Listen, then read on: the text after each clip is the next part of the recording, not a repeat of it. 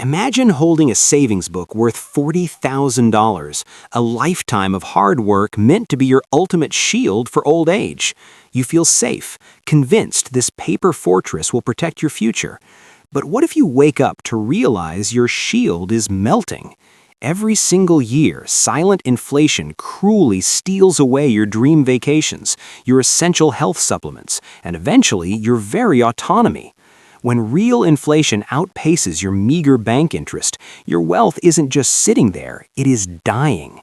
This isn't a fantasy, it is a brutal financial reality. To truly understand why your retirement fortress might be crumbling, we need to zoom in on a dangerous myth that many of us have embraced as an absolute truth, the illusion that doing nothing is the safest path. For decades, we've been told that keeping our money in a standard bank account or a safe at home is the ultimate protection against the chaos of the world. It's a comforting thought, isn't it? You can see the numbers, you can touch the bills, and you believe that as long as the amount doesn't decrease, you aren't losing anything. But this is exactly where the invisible monster of purchasing power risk begins its silent, ruthless feast. Let's look at a reality often shared in quiet corners of the internet, where children of retired parents express a growing, frantic worry. They describe parents sitting on significant piles of cash, literally letting it rest in accounts that don't even collect basic interest. These families are often risk-averse, perhaps because they are immigrants or have lived through times of extreme instability. They seek out bunkers like high-yield savings accounts, believing these are the absolute peak of financial security. And while a high-interest account is certainly better than a shoebox under the bed, it often creates a false sense of invulnerability. What these haven seekers fail to see is the long-term horizon of 20 years or more. They are so focused on the fact that the balance isn't dropping that they ignore the fact that the world outside is getting exponentially more expensive. However, I am not telling you this to cause panic, but to shed light on a mechanical failure in how we perceive safety. According to the foundational data from Investopedia and Global Financial Reports, the concept of a negative real yield is the silent killer of retirement dreams. When the inflation rate is higher than the interest your bank pays you, your safe money is actually shrinking in value every single second. It's like standing on a majestic ice floe under a scorching sun. The surface looks solid, but beneath your feet, the foundation is melting away into the ocean. You might still have the same number of dollars, but those dollars no longer have the power to buy the same lifestyle, the same medicine, or the same peace of mind. This illusion of safety is perhaps the most cruel trap of all. By choosing to do nothing to avoid the perceived risk of the markets, you are unintentionally making a high-stakes bet against the entire global economy's tendency to inflate. You are choosing a guaranteed loss of purchasing power over a managed risk of fluctuation. In 20 years, that pile of cash that feels so substantial today could easily lose half of its ability to support you. We have to stop viewing cash as a static shield and start seeing it for what it truly is in an inflationary world, a melting asset that requires active strategic preservation. But before we move on to how this financial decay triggers a much deeper crisis within the family, I want to hear from you. Have you noticed how things you bought just 5 years ago feel out of reach today, even if your savings stayed the same? Does the idea of investing feel more like a threat than an opportunity for your family? Share your experiences in the comments below. Your stories help us all see the human face of these cold economic numbers. Understanding this invisible rot is just the first step. The real challenge begins when this financial pressure starts to warp the very psychology of those we love most as they age. Moving from the macro reality of the bank to the micro reality of a human mind, we find that the fear of losing money isn't just about math, it's about a desperate struggle for dignity and control in a world that feels increasingly unrecognizable. To truly understand the internal crisis of a 70-year-old facing financial decisions, we have to look past the spreadsheets and look directly into the human brain. Science tells us that as we cross the threshold of our senior years, something profound shifts in how we process risk and reward. According to landmark research from the University of Pennsylvania, cognitive decline isn't just about forgetting names or dates. It's about a subtle erosion of the ability to weigh complex financial trade-offs. This creates a cruel paradox. Just as the stakes of your life savings reach their absolute peak, your biological machinery for managing them starts to lose its edge. For many, this leads to an overwhelming paralysis, or conversely, a desperate clinging to outdated habits. The fear isn't just about the money itself, it's a deep-seated terror of losing autonomy. When a senior citizen realizes they might not understand the new rules of the game, every financial conversation feels like an attack on their independence. They become trapped in a mental loop where anxiety breeds more confusion, and confusion breeds a stubborn refusal to change, even when the house is figuratively on fire. This mental wall is what experts call loss aversion, and for someone who has spent 40 years building a nest egg, it is a formidable force. Imagine being a late-stage skeptic, someone who has lived through decades of market cycles but has always stayed on the sidelines, trusting only in the cold certainty of cash. To this person, the idea of shifting even a fraction of their wealth into a fluctuating market feels like a betrayal of their life's work. They aren't looking at potential gains, they are staring into a dark abyss of potential loss. For a risk-averse person at 70, a 10% dip in a portfolio isn't just a market correction, it's a psychological catastrophe. They don't have a 30-year horizon to wait for a recovery. They see that drop as a permanent theft of their security. This is why so many elderly parents react with such intense hostility when their children suggest investing. It's not that they are being difficult or unreasonable, it's that their survival instinct is screaming at them to protect the perimeter at all costs. They haven't experienced the slow decay of inflation because it doesn't show up as a red number on a screen, but a 10% drop in a stock index is a visible wound. However, the real danger lies in the fact that this biological urge to protect actually makes them more vulnerable. When we are scared, we make safe choices that are objectively risky in the long run. We choose the comfort of the familiar cash pile over the discomfort of a diversified strategy, even if that cash is losing value every day. It's a battle between the ancient parts of our brain that fear sudden loss and the modern parts that understand economic theory. For a 70-year-old, the ancient brain almost always wins. This internal tug-of-war is exhausting, and it often spills over into the family dynamic, turning a simple discussion about a savings account into a heated debate about respect and legacy. They feel that if they let go of the old ways of saving, they are letting go of their last shred of control over their destiny. I want you to stop for a moment and put yourself in those shoes. If you had worked for 40 years, survived every crisis, and finally had a pile of money that you felt was yours, how would you feel if someone told you that your strategy was fundamentally flawed? Would you be able to listen to logic, or would your heart race at the thought of losing even a single dollar? This is the invisible friction that exists in every immigrant household and every family with aging parents. We aren't just talking about interest rates, we are talking about the very fabric of how we perceive safety as we age.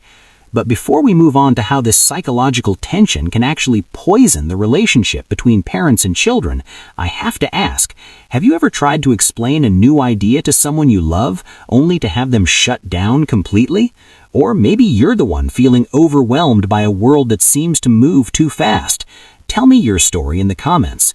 Let's talk about the emotional cost of these financial choices, because the most painful losses aren't always found in a bank statement. They are found in the broken trust and silent resentments that grow when money becomes a wall instead of a bridge. Moving from the quiet halls of the mind to the noisy dinner table, we find that the best financial advice can often become a lethal dose of family conflict. When the desire to help meets the wall of elderly pride, a new kind of risk emerges, one that no insurance policy can ever cover. When we step into the delicate arena of family finances, we often carry the best intentions like a shield, only to find they act more like a double-edged sword. There is a specific kind of pain in watching the people who raised you, who sacrificed everything to build a life from nothing, let their hard-earned legacy slowly evaporate. You see the inflation numbers, you understand the market shifts, and your instinct is to rush in and save them. But here is the brutal truth. For many aging parents, your financial advice sounds less like a helping hand and more like a hostile takeover. We fall into the trap of advice, believing that logic and spreadsheets can solve a problem that is fundamentally built on emotion and history. I've seen this play out in countless immigrant families where the relationship protector archetype emerges. This is the child who sees their parents sitting on a massive pile of cash, not even collecting basic interest, and tries to force a change. They mean well, but they fail to see that money is the last bastion of power for an elderly person. When you tell a 70-year-old father that his way of saving is wrong, you aren't just talking about interest rates. You are telling him he is no longer fit to hold the wheel of his own life. This creates a lethal friction that can dissolve decades of trust in a single afternoon. If the market dips even slightly after they follow your advice, you become the villain who gambled away their survival. The resentment that follows is a poison that no profit margin can ever cure. Money, in this context, becomes a wall that separates generations instead of a bridge that connects them. But there is a deeper layer to this conflict, one that stems from a fundamental clash of value systems. In many Eastern cultures, particularly among the older generation, there is a profound, almost spiritual trust in physical assets, specifically gold. For an immigrant parent who has seen currencies collapse or governments fall, gold isn't just a commodity, it's the only real money that exists. To them, a digital stock portfolio looks like a magic trick, while a gold bar in a safe feels like a heartbeat. This is the realistic adapter archetype at work. Parents who shuffle money between certificates of deposit and physical metals because that is how they survived the past. They aren't looking for the 10% return that their children, raised on modern investment theory, are chasing. They're looking for the absolute certainty that if the world burns tomorrow, they still have something they can hold in their hands. When we zoom in on this clash, we see that the real tragedy isn't just the lost interest, it's the lost understanding. The children are fighting for purchasing power and growth, while the parents are fighting for autonomy and dignity. Neither side is objectively wrong, but they are speaking two different languages. The child sees a missed opportunity in a frenzied market. The parent sees a reckless gamble with their final years of peace. If we don't recognize these cultural and psychological anchors, our attempts to help will only push them further into a defensive crouch. We have to ask ourselves, is a 2% higher yield worth a 10% drop in the quality of our relationship with our parents? Is it better to be right about the economy or present for the family? However, acknowledging these tensions doesn't mean we should just stand by and watch their savings disappear. It means we have to find a survivor's middle ground that respects their need for control while quietly addressing the reality of inflation. But before we get into the specific technical blueprints that can satisfy both the cautious heart and the rational mind, I want you to reflect on your own family dinner table. Have you ever felt that invisible wall go up the moment you mentioned money? Do you feel like you're walking on eggshells just trying to protect their future? Tell me about that friction in the comments. We need to hear how you're navigating this because the best financial plan is worthless if it costs you your family. Now, moving from the emotional battlefield of the home to the cold, hard numbers of the strategy room, we have to find a way to build a safe haven that doesn't feel like a prison. How do we take the rules of the experts and translate them into a language of safety that our parents can finally hear? It's time to look at these sing-to-on tactics that actually work in the real world. After navigating the emotional minefields of the family dinner table and understanding the biological anchors of fear, we must now pivot toward a concrete framework for survival. We need a strategy that acknowledges the urgent need for safety while quietly neutralizing the invisible rot of inflation. To do this, we move away from guesswork and look toward a time-tested pillar of financial science, the 120 minus age rule. This isn't just a formula, it is a mathematical bridge designed to balance your need for a safe harbor with the reality that you might live another 30 years. If you're 70, this rule suggests that while 50% of your wealth should stay in absolute liquid safety, the remaining 50% needs to be working, even if only slightly, to outpace the rising cost of living. Think of your retirement fund like a ship. If you tie it too tightly to the dock, keeping it all in cash, the rising tide of inflation will eventually swamp the deck. If you sail too far into the storm of high-risk stocks, you risk a shipwreck you can't recover from. The 120 minus age rule provides the ballast. For an elderly parent who has spent a lifetime avoiding risk, this 50-50 split is often the psychological sweet spot. It allows them to see a large, comforting pile of cash for their immediate needs, while the other half is placed in low-volatility, income-generating assets. This isn't about chasing get-rich-quick returns. It's about a slow and steady growth that ensures their medicine and groceries won't become unaffordable in a decade. It's a scientific way to honor their caution without letting that caution become a trap. It's a scientific way to honor their caution without letting that caution become a trap. By applying this logic, we move from the do-nothing illusion to a state of active preservation. It's a framework that respects the late-stage skeptic by keeping a massive buffer of safety, but it also satisfies the realistic adapter by ensuring the wealth doesn't just sit still and die. We're essentially building a diversified fortress. One wing of the fortress is for the cash they need to feel independent today. The other wing is for the assets that will protect that independence 10 years from now. This balance is the only way to satisfy the ancient, fearful parts of the brain while following the modern, rational laws of the economy. It is the beginning of a true Sing-Tawan blueprint, one that protects both the purse and the peace of the family. However, knowing the ratio is only the first step. The real question is, where exactly do we put that safe half so that it stays liquid but doesn't lose value? And how do we build these layers of protection so they feel as solid as a gold bar in a safe? To answer that, we have to look deeper into the specific tools that the world's most cautious institutions use to guard their own empires. But before we reveal the multi-layered bunker strategy, I want to ask, do you think a 50-50 split sounds too risky for your parents, or is it the compromise you've been looking for? Have you ever tried to explain a balanced portfolio to someone who only trusts the bank? Share your thoughts below. We are moving from the high-level strategy to the granular, ironclad tactics of the multi-layered bunker. It's time to see how we can use Treasury bills and high-yield accounts to create a shield that is truly impenetrable. To truly execute a survival strategy that satisfies both the fearful heart and the rational mind, we must build what I call a multi-layered financial bunker. This isn't about choosing one safe spot. It's about creating concentric circles of protection that shield your parents' autonomy from every possible angle. We begin with the innermost circle, the liquidity layer. This is where a high-yield savings account, or HYSA, becomes an essential tool. By keeping at least 2 to 3 years of living expenses in an HYSA, we provide that immediate tactile sense of security. Your parents can see the balance. They can access it instantly for a medical emergency or a spontaneous gift for a grandchild. And they receive an interest rate that is significantly higher than a traditional dead savings account. This layer satisfies the biological need for control, while ensuring their daily spending cash isn't being completely devoured by the invisible rot of inflation. However, a bunker with only one wall is eventually breached. This is why we must build the second, outer layer of the fortress, government treasuries and bonds. If the HYSA is for the now, then U.S. Treasury bonds are for the forever.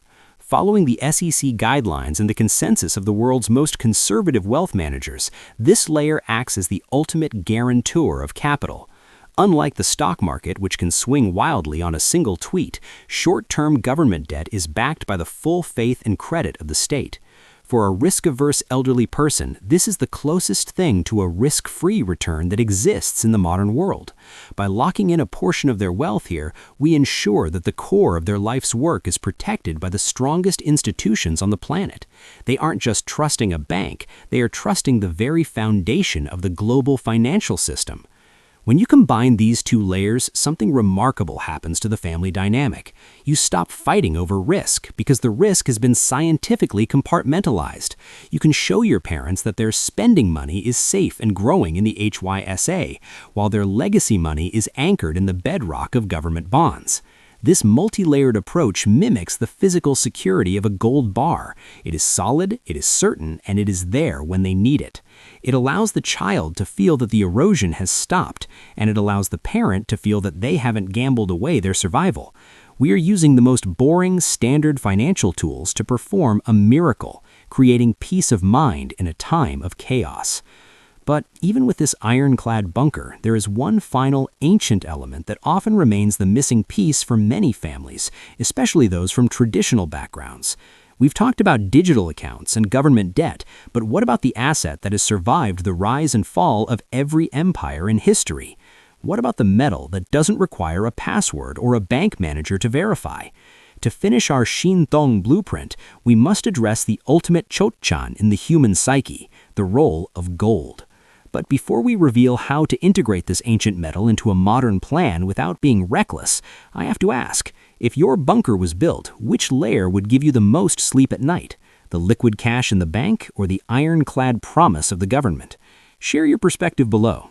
We are moving from the bunker to the vault, looking at why gold remains the final king of every financial era. To complete this multi-layered fortress of financial survival, we must address the final, most ancient chotchan in the human psyche, the role of gold. While modern economists might debate its utility, for a risk-averse elderly person, especially those from immigrant backgrounds or traditional realistic adapter families, gold is not just an investment, it is the ultimate last line of defense for their family legacy. We have to understand that when the system shakes, when currencies fluctuate, and when digital numbers on a screen feel like smoke, gold remains the only asset you can hold, hide, and pass down without a bank's permission. It is the only metal that has never seen its value drop to zero in 5,000 years of human history. This is why it serves as the final king of every financial bunker we build. However, integrating gold into a modern strategy requires a delicate balance of wisdom. Following the core principles of wealth preservation, gold should act as the insurance policy, not the entire house. For an elderly parent, having a small portion of their wealth, perhaps 10 to 15% in physical gold, provides a profound psychological anchor that no high-yield savings account can match. It satisfies that deep-seated need for a tangible survival asset that exists outside the digital grid. This is the safe haven for the family Zisan.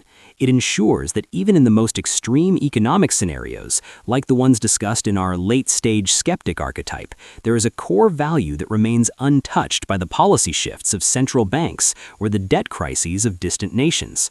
When we combine this ancient security with our modern bunker of treasuries and high-interest cash, we create a strategy that is truly ironclad. Gold doesn't pay interest, and it doesn't grow like a business, but its job isn't to make you rich. Its job is to keep you from becoming poor when everything else fails. For aging parents, this is the ultimate peace of mind. They know their cheat diao cash is safe in the HYSA, their long-term stability is anchored in government bonds, and their final legacy is protected in gold. We're using 1,000 years of human instinct to solve a 21st century problem. We are giving them back the autonomy and dignity that Lapmfat tries to steal away. But as we look at this completed blueprint, we must realize that even the most perfect technical plan is useless if it is built on a foundation of family conflict. A fortress is only as strong as the people inside it. If the process of building this bunker destroys the trust between you and your parents, then the money you've saved has come at a lethal price. We have to move from the technical how-to to the philosophical why. Why do we do all of this? Is it just to see the numbers go up, or is it to ensure a life of freedom and respect for the people who gave us everything? Tell me, after seeing this entire 3-layered plan, do you feel better equipped to have that difficult conversation, or do you still fear the wall of pride? Share your final thoughts in the comments below. We are moving out of the strategy room and into the final wrap-up, where we look at the one thing that matters more than any gold bar or bank account, the survival of your family's future and your own peace of mind. It's time to close the book on the old myths and start writing the first chapter of your new financial reality. When we step back and look at the wreckage that inflation and outdated financial myths leave in their wake, we have to realize that our goal was never about greed. Investing for the elderly is not a race to accumulate more wealth or to win against the market. It is a desperate, necessary battle to preserve human dignity. We are fighting to ensure that after 40 years of labor, our parents don't wake up in a world where they are forced into a state of dependent poverty. The core philosophy here is simple but profound. We don't invest to get rich. We invest so that we don't grow poor in our silence. When we lose purchasing power, we lose our choice, our freedom, and eventually our autonomy. This is the truth that every bank statement tries to hide behind a flat line of safe balance. However, I understand that the path to this preservation is paved with intense emotional friction. If the tension at your dinner table has become so toxic that the numbers no longer matter, then you have reached the boundary where your role as a child must change. Sometimes the most loving thing you can do is to stop being the advisor. If the pride of an aging parent is a wall you cannot climb, then it is time to bring in a third-party professional. A fee-only financial advisor acts as a neutral bridge, speaking a language of cold logic that isn't warped by the baggage of family history. By removing the personal conflict, you allow the technical bunker to be built without destroying the home it is meant to protect. Wealth is replaceable, but the sacred bond between parent and child is not. Now, I want you to take a long, hard look at your family's situation. Go and check those savings books, look at the interest rates, and then look at the rising cost of the medicine or the groceries your parents rely on. The gap between those two lines is where their future is disappearing. We are living through a massive restructuring of the global financial order, and the old rules of just save are being shredded in real time. If you haven't started building that multi-layered bunker, you are leaving your family's legacy out in the storm. Don't wait for a total collapse to start having these conversations. Action today is the only thing that separates a legacy of prosperity from a history of regret. If this analysis has helped you see the invisible rot in your own bank account, or if it gave you the courage to approach your parents with a new strategy, then please subscribe to the channel and share this with someone else who is struggling with the same safe money trap. Your support allows us to keep bakchun the hard truths that society prefers to keep quiet. Let us know in the comments, what is the one safe habit you are ready to change today? We are here to navigate this era of decay together, one layer of protection at a time. Remember, the most dangerous risk is the one you pretend doesn't exist. Don't let the safety of your cash turn your retirement years into a silent crisis of survival. The truth is often uncomfortable, but acting early is the only ranzoi between lasting security and a late realization that you've run out of time. Stay vigilant, stay proactive, and we'll see you in the next deep dive.